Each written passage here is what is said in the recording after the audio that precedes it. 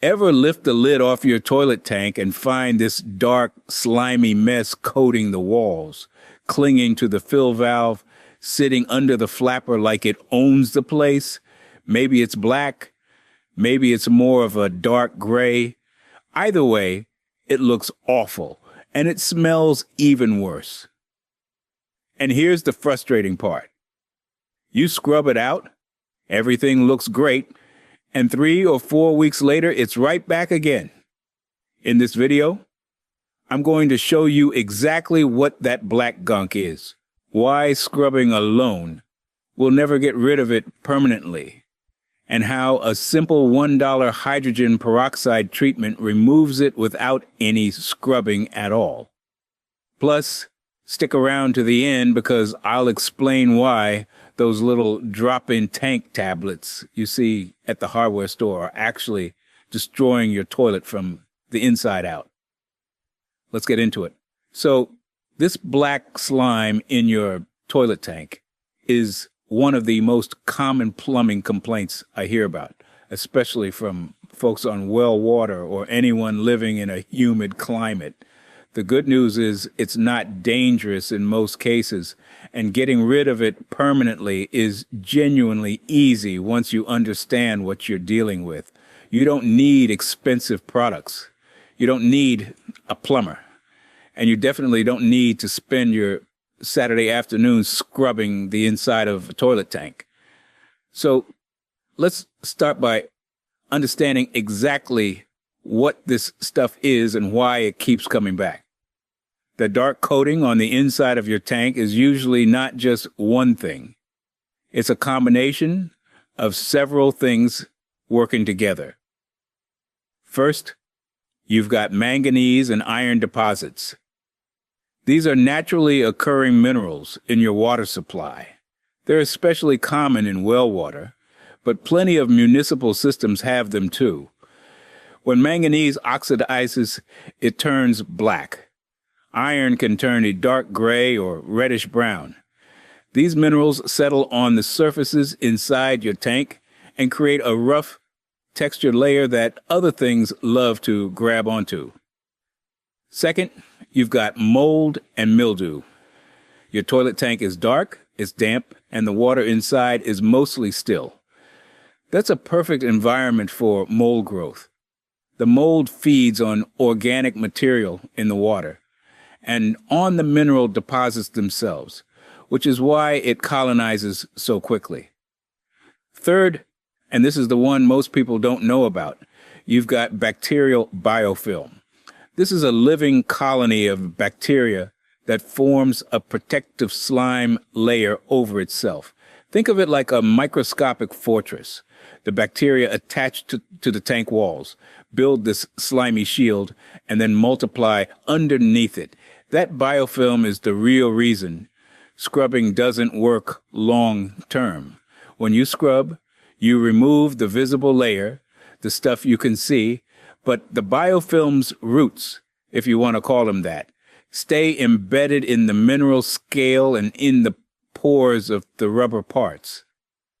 The tank is still dark and damp, the water is still mineral rich, and within 2 to 3 weeks, the colony regrows from what you left behind.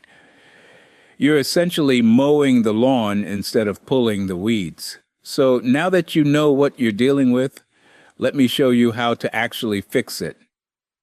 Before we do anything with chemicals, the first thing I want you to do is shut off the water supply to the toilet.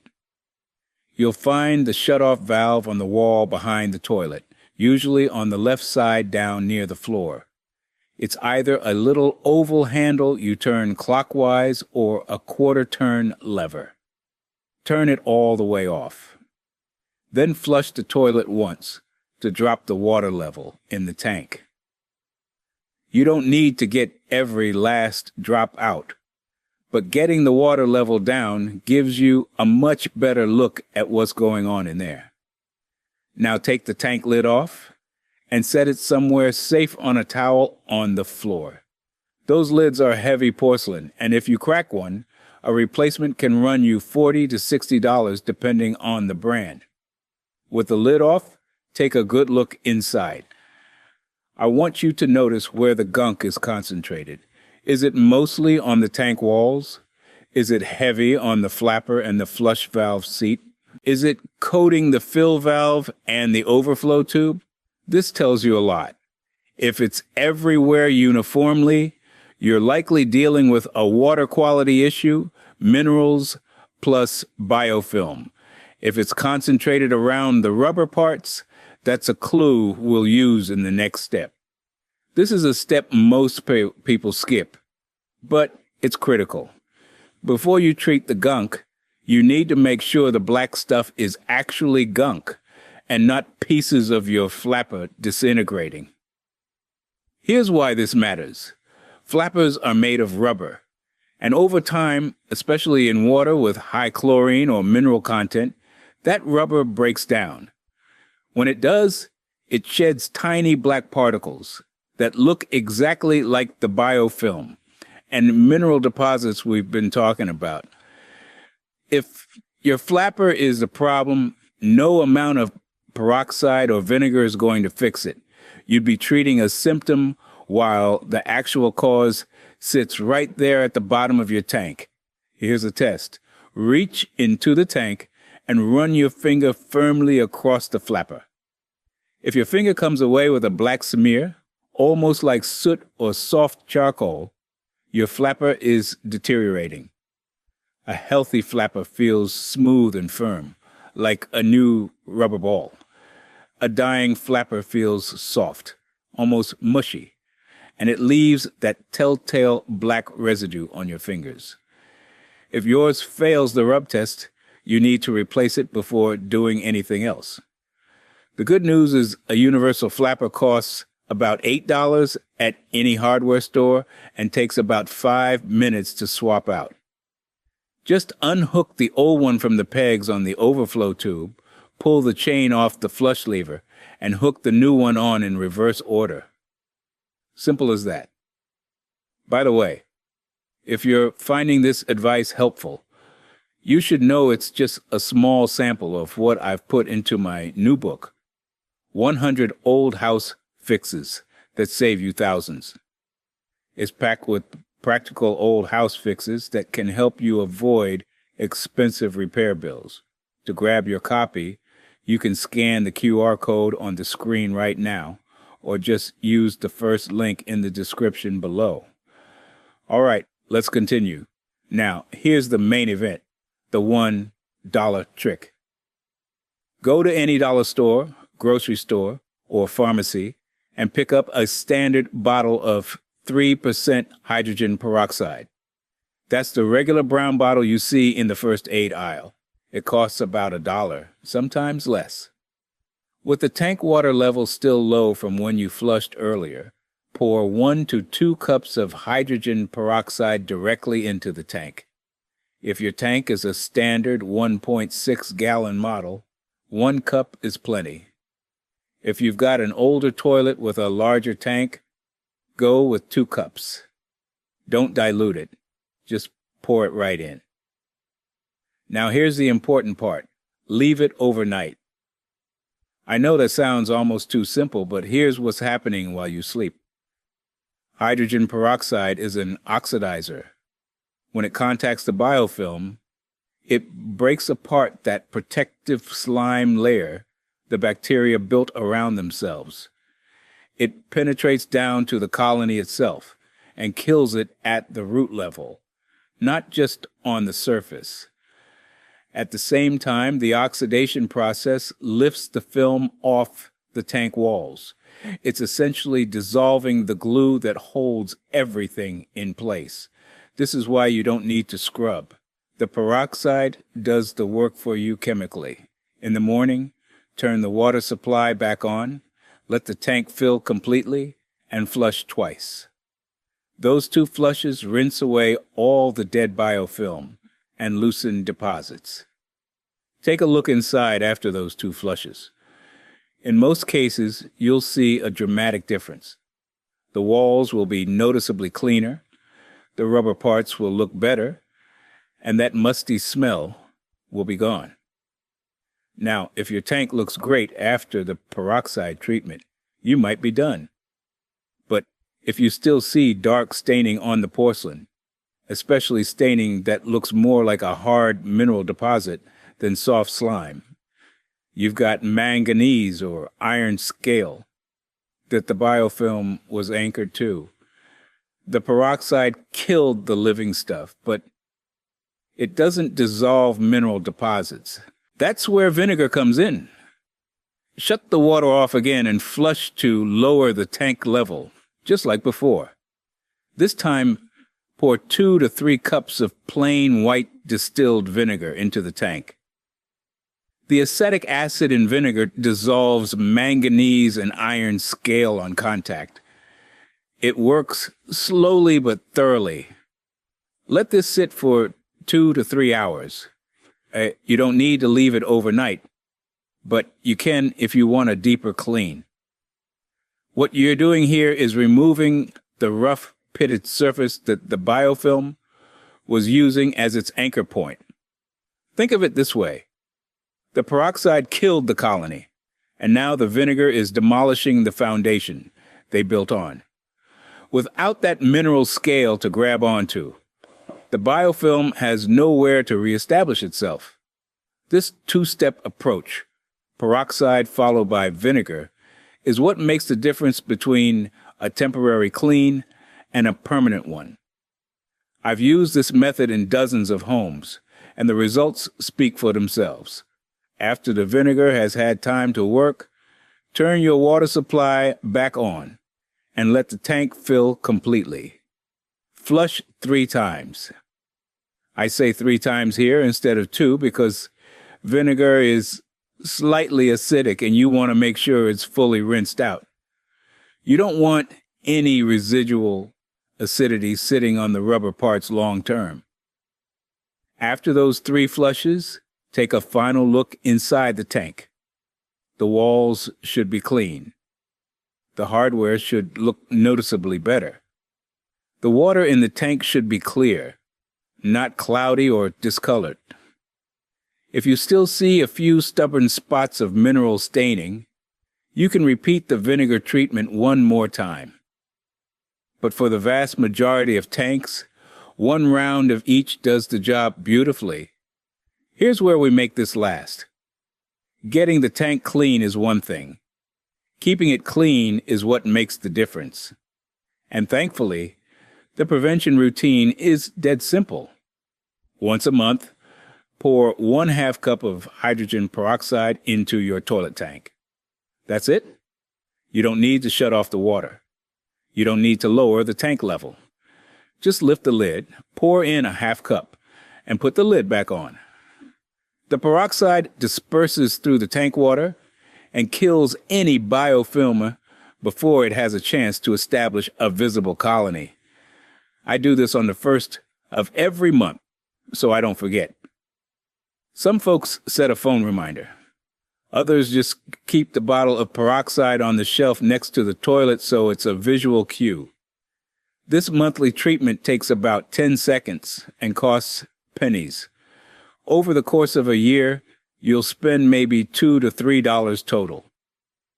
Compare that to those chemical tank cleaners that run $5 to $10 each and often do more harm than good. The peroxide approach is cheaper, safer for your toilet's components, and more effective. Now let's talk about something a lot of folks overlook. Addressing the source of the problem. If your black gunk was especially heavy or if it comes back faster than expected even with the monthly peroxide treatment, there might be an upstream issue feeding the problem. First, check your water heater's anode rod. Every tank-style water heater has a sacrificial anode rod inside it, usually made of magnesium or aluminum. Its job is to corrode so your tank doesn't. But when that rod gets heavily corroded, it can shed black particles into your hot water supply. Those particles end up in your toilet tank every time you flush with warm water or even through cross-contamination in the pipes. if your anode rod hasn't been checked in 5 years or more. It's worth pulling it out and taking a look. If it's down to a thin wire, replace it. A new anode rod costs about $20 to $30 and can extend your water heater's life significantly. Second, if you're on well water, talk to a water treatment specialist about an iron and manganese filter. These whole house filters remove the minerals before they enter your plumbing. They range from a few hundred to about $1,000 installed, but they solve the problem at the source for every fixture in your home, not just the toilet. Third, consider humidity. If your bathroom doesn't have a working exhaust fan, or if the fan isn't being used regularly, that extra moisture in the air accelerates mold and mildew growth inside the tank. Running the exhaust fan during and for 10 to 15 minutes after every shower makes a real difference. Let's talk about some common problems you might run into and how to solve them. First, you do the peroxide treatment, and the tank looks better but not completely clean. This usually means you have heavy mineral scale underneath the biofilm. The peroxide killed the biological growth, but the mineral layer needs the vinegar follow-up. Do the vinegar treatment as I described, and you should see a big improvement. Second, the gunk comes back within a week or two, even after treatment. This is a strong sign that your water supply has very high manganese or iron content. The monthly peroxide maintenance will help, but you really need to address the source. Get your water tested. Many county extension offices will do a basic water test for free or for a small fee. Once you know your mineral levels, you can decide whether a whole house filter makes sense. Third, you notice black flecks floating in the tank water rather than coating the walls. This is almost always a disintegrating flapper or other rubber component. Go back and do the rub test. Also check the gasket where the tank bolts to the bowl and inspect any rubber washers on the fill valve. Replace anything that's soft or shedding. Fourth, there's a rotten egg smell coming from the tank along with the black gunk. This points toward sulfate-reducing bacteria, which thrive in water heaters and well systems. The peroxide treatment will help in the tank itself, but the smell is likely coming from your water heater. Flushing the water heater and replacing the anode rod usually solves this. Fifth, the tank walls have a pinkish or orangish tint along with the black. The pink is a different bacterium called Serratia marcescens. It's harmless but unsightly. The good news is the same peroxide treatment kills it too. The orange is typically iron staining. The vinegar treatment handles that. Now for that bonus tip I promised at the beginning. I want to talk about why you should never use bleach or those little drop-in tank tablets to clean your toilet tank, even though it seems like the obvious solution. I know bleach kills everything, and those blue or green tablet pucks seem so convenient. Just drop one in and forget about it, right? Here's the problem. Bleach and the concentrated chemicals in those tablets are extremely aggressive on rubber.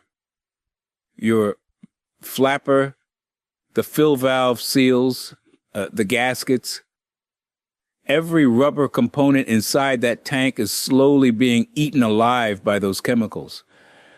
I've pulled flappers out of toilets with drop-in tablets, and the rubber was so degraded it would crumble in my hand. The flapper that should have lasted 5 to 7 years barely made it 2. And here's the cruel irony. As those rubber parts break down, they shed black particles into your tank, which looks exactly like the problem you were trying to fix. So, The tablet that was supposed to keep your tank clean is actually creating the black gunk itself. You end up chasing your tail, adding more chemicals to deal with a problem the chemicals are causing. Hydrogen peroxide at 3% concentration is strong enough to kill biofilm and bacteria, but gentle enough that it won't damage rubber, porcelain, or any metal components in your tank. It breaks down into just water and oxygen, nothing toxic, nothing corrosive. That's why it's the better choice in every way. Cheaper, safer, more effective, and it won't destroy your toilet in the process. Before you go, I want to make sure you know about my new book, 100 Old House Fixes that Save You Thousands. It goes deeper than we can in a single video, with practical fixes, warning signs, and simple steps for older homes. If you want to avoid expensive repair bills before you call a plumber, this book is for you. Just scan the QR code on the screen or click the link in the description to get your copy. Thanks for watching. And if you haven't already, make sure you hit that subscribe button so you don't miss the next one. I'll see you in the next video.